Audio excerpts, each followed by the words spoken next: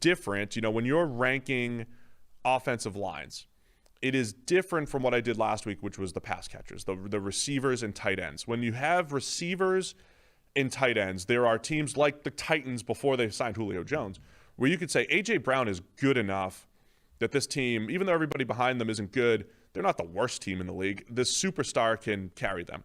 Or a team like the Vikings, where it's really two options. Irv Smith's pretty good, but it's two options. It's Adam Thielen, it's Justin Jefferson, and they're a top 5 caliber team. They have 2 really good receivers, a pretty good tight end, but wide receiver 3 and 4 is a question mark. There's not really a great backup tight end in there.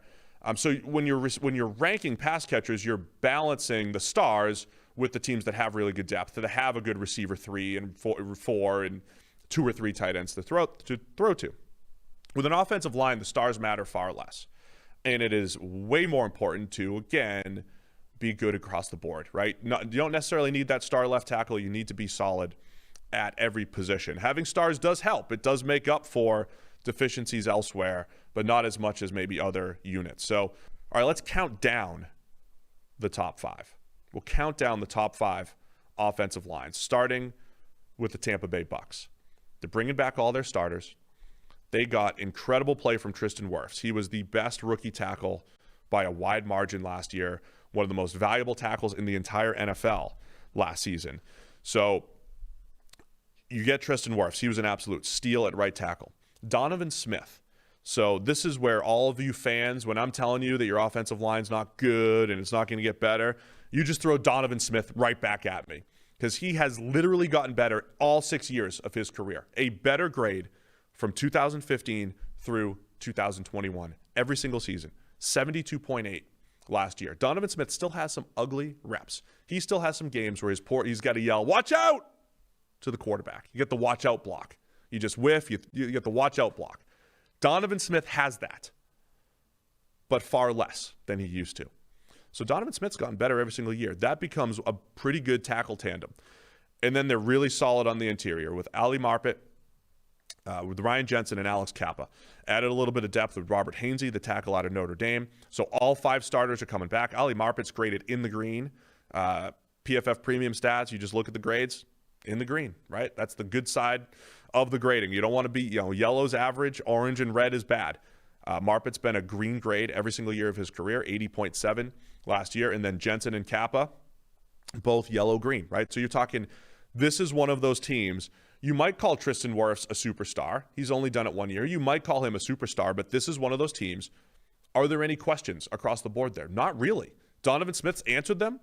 And all those interior, the 2 guards in the center have been good. So it is solid across the board. That is a good offensive line. It's the Bucs at number 5. Put the Saints at number 4. Now they're built a little bit differently. They have a couple question marks, but their tackles are so good. They ranked 5th in actually they finished 8th in our offensive line rankings in 2020, 5th in 2019. But they've got the best tackle duo in the NFL. I like these guys the best. Teron Armstead, Ryan Ramczyk. They're both fantastic in pass protection. They both bring power to the run game. And then from a zone run blocking perspective, quickness and technique, they are both excellent players. Teron Armstead, he graded 84.9. He was a top 10 tackle last year. Ramczyk actually took a step back last year. It was his 4th year in the NFL, 79 grade. It was actually the worst grade of his 4-year career. 79 grade. He was still a top 20 tackle. His first 3 years in the league, though, were comparable to Joe Thomas, the great Joe Thomas, Hall of Famer. From a grading standpoint, he was right behind Joe Thomas and Jake Long, another guy who looked like he was on his way to a Hall of Fame career, then tapered off after a couple of years. So Ramczyk is pretty much as good as we've seen coming onto the scene in the PFF era. So love those 2 tackles. So those 2 guys being stars, they're stars at tackle, that props up the line just a little bit. It makes up for what I would say the guard position being the biggest question marks for the Saints. When you have Andres Pete has not been great, but he did improve last year. He had a couple grades in the 40s. Last year he got it up to 60. That's your creeping back toward average for Andres Pete. And then Cesar Ruiz was their 1st-round pick. Looked like a pretty good pass protector coming out of Michigan. He's still young. Pass pro was an issue for him last year on his way to a 53 grade. Eric McCoy, good solid center. He had a couple rough games last year that dragged him down. His grade was actually worse than he was as a center. But I think the 2 years of Eric McCoy at center for the Saints, you feel really good about him going forward. So you look at the Saints overall line, 2 pillars at tackle, a good center, average left guard. I think Ruiz can be an average right guard. You add that up, it's the number 4 offensive line. So they do have some holes there, but I expect those guys to get just a little bit better this year. The number 3 offensive line, it's the New England Patriots, another team just really good across the board. So they lost Joe Thuney. Joe Thuney has been a fantastic left guard. But just trading for Trent Brown, they bring Trent Brown back from the Raiders. And what makes the Patriots so good here is what happened with Michael Onwenu, their 6th-round rookie last year. Onwenu had an 84 grade. We have never seen anything like that from a 6th-round rookie. So Onwenu is the key here because he can play anywhere. Last year he did it. He played left guard, and right tackle. So that flexibility and that rookie performance was so good. It just allows the Patriots a little bit of flexibility. So Onwenu's going to start at left guard. Well, let's get to the other guys. Isaiah Wynn at left tackle, career high 82.6 grade. He's solid right there. And then they bring in Trent Brown. Brown has been a good pass protector. He's 360 plus pounds. You think he should maul people in the run game, and he does sometimes, but he'll lose some blocks. So he's an okay run blocker overall when you balance out the pluses and minuses. But Brown's best season came in 2018 when he was with the Patriots. So he comes back. He's going to play right tackle. So you got a good group of tackles. Shaq Mason, one of the best run-blocking guards in the entire league. He's going to play right guard.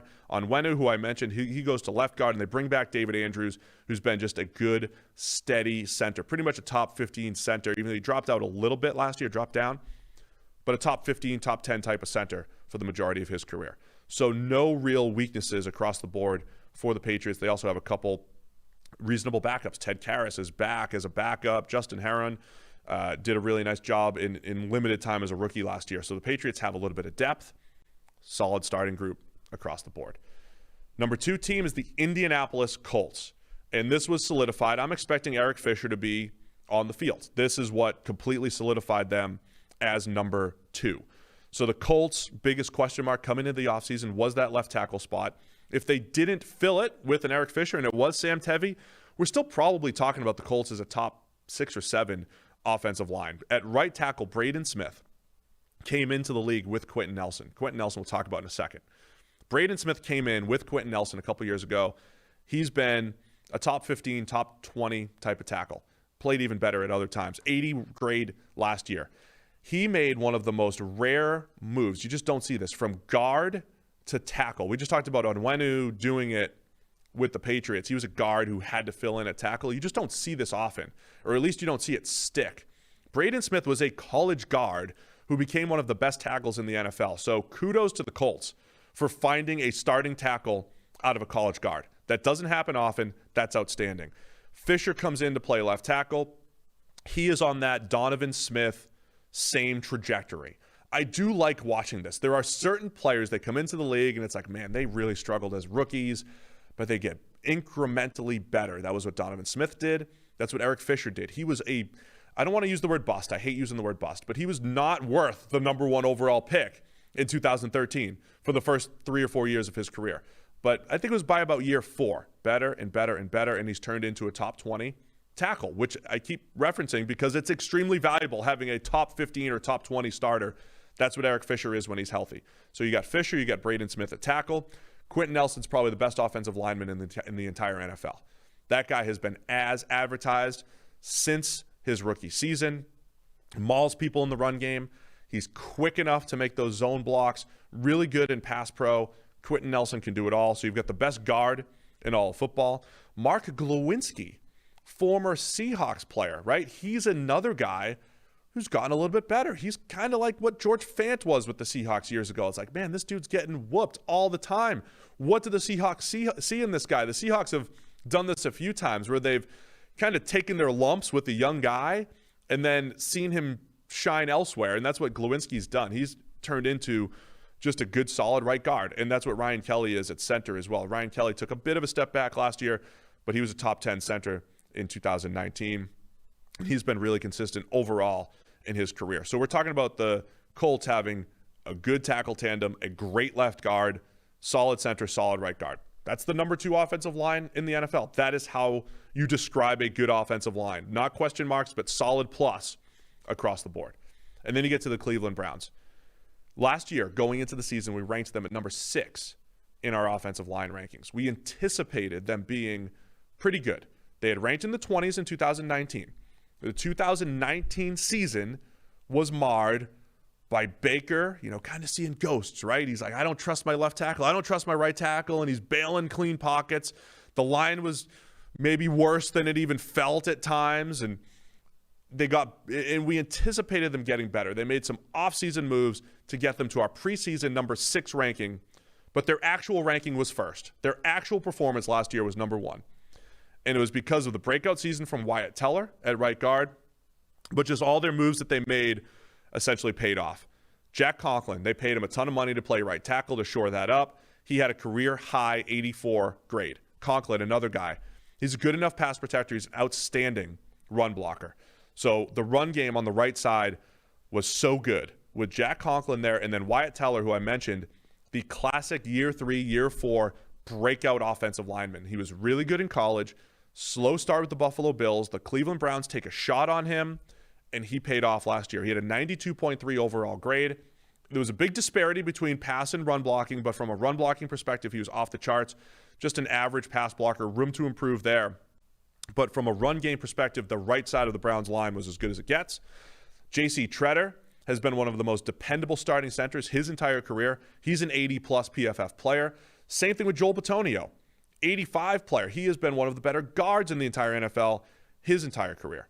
Now, Jedrick Wills at left tackle, only a 62 grade. He disappointed a touch as a rookie. He was down a little bit in that Andrew Thomas range. I think that dropped a little bit later. But Wills showed what you need there, and I think when you're talking about from an offensive line perspective, Bitonio is a top 5 guard. Teller was the highest graded guard in the NFL. Conklin was a top 5 to 10 tackle, and Tretter was a top 5 center. When you're really good at those 4 spots, you can handle average to below average play at the other spot. I think Jedrick Wills gets even better this year at left tackle. I also like the move they made in drafting James Hudson as a potential replacement down the road for Wyatt Teller if they can't pay him coming out of the season. Chris Hubbard's also a good backup. So the Browns have the starters, they have the depth, they have the actual on-field performance last year, and they're all coming back this year, so they have to be the number 1 offensive line in the NFL.